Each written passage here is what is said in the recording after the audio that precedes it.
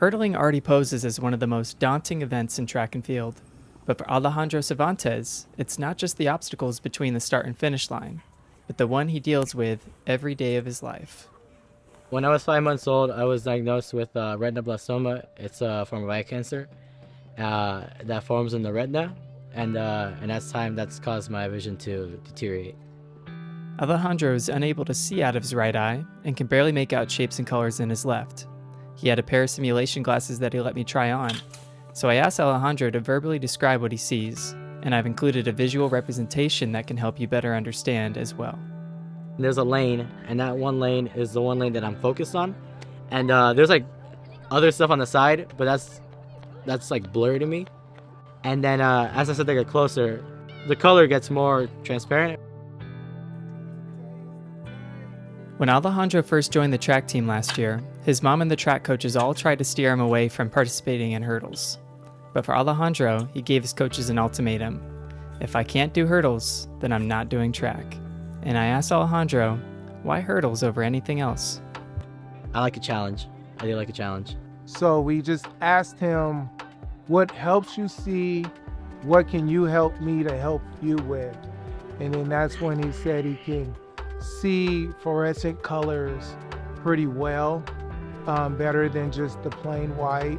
My coach, Coach D, he got these like hurdles. It was really cool guys. Like, I think they were like old hurdles. He put orange on them, and he put these clips on it, so you just clip them onto the hurdles, you know.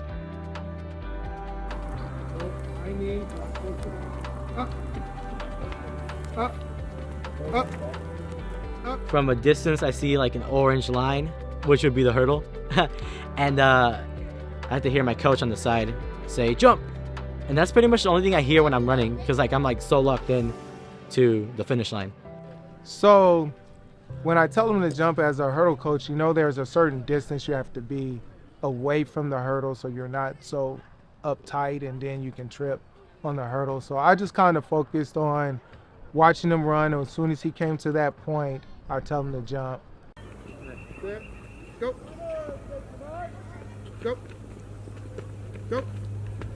Go. Is that it? Oh, okay. I was like, shoot. I was about ready to jump for the other one. So I was like, is there another one? You know? So I'll just run until I get closer to it. And then a lot of times my coach D, he'll be like, run the finish line, run the finish line. So then I'll know, like, okay, it's just full speed, you know? No hurdle. One hurdle. Alright. Okay? It is up higher. So that means you gotta go. Get up. Okay? See it? Yeah. I don't know why they feel like a lot higher than usual. They are higher. From last year to now, I have raised the hurdle height up one additional height. He was down to the very lowest at 30 inches. He went at 33 inches, and now most meets now we go at 36 inches. Varsity boys are at 39 inches. Set, go. Go. Alright. I got this. So for him to be at 36 inches and he runs the complete 110 instead of going with the varsity girls, which is 100 meters, he runs the full 110 hurdles at 36 inches. So going from last year from 30 inches and 100 meters, now able to do 36 inches at 110 meters. Go! Good. And I told him being better than last year, you know, I want to see improvement. And I think I've definitely seen improvement. I've seen improvement, no pun intended. Up. The anxiety is always there, but it has developed to where it has calmed. Because literally before, when he jumped, I literally jumped too. And it's like when he clear, I feel like I'm clearing it. But the more he do it in practice, the more and I watched him, it just became less and less fear. Trust is needed in order to let go of fear, and what you're about to see is Alejandro and Coach D testing that trust further than they ever have before. Go.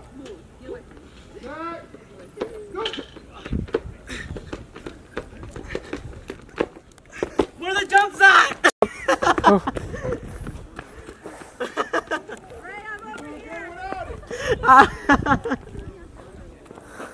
Ooh.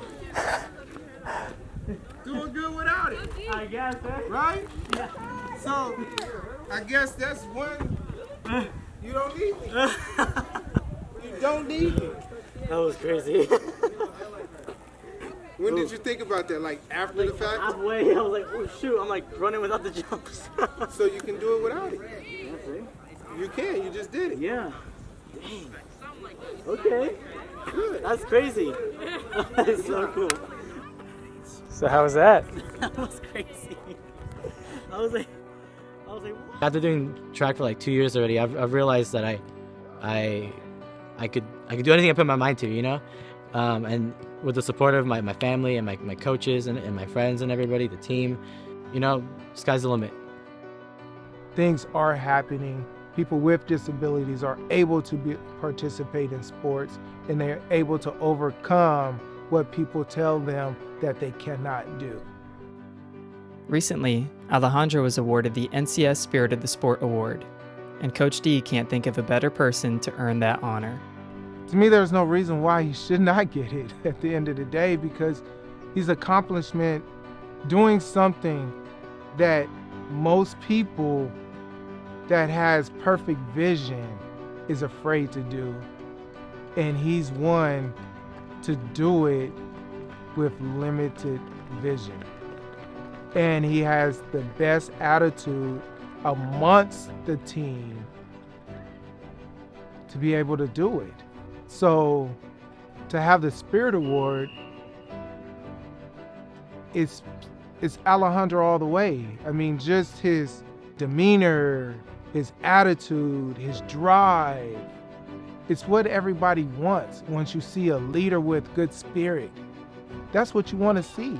He's a very happy kid, and to be able to overcome obstacles to perform at the level that he's doing, it's why not? At the end of the day, it's why not? You know, there's no limit. I don't think there's ever any limit in life unless you put limits for yourself, you know? Anybody that wants to do something, you know, just go for it. Like I'm an example of that, you know. I want to do track, you know. I went for track. I want to do hurdles, went for hurdles, you know. There's nothing stopping me, you know. And a disability is not an impossibility. You know, I mean, you can do anything. Just be always ready, committed, and yeah, just put your all into it.